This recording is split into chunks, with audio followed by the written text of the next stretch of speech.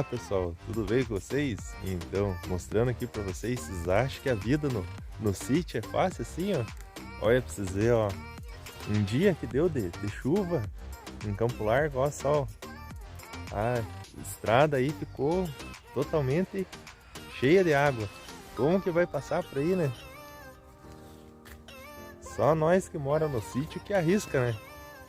Ó, pra vocês verem aqui, ó, se chover mais um pouco, a água vai passar por cima da ponte aí, ó.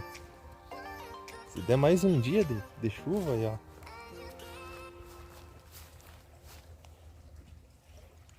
É isso aí, pessoal.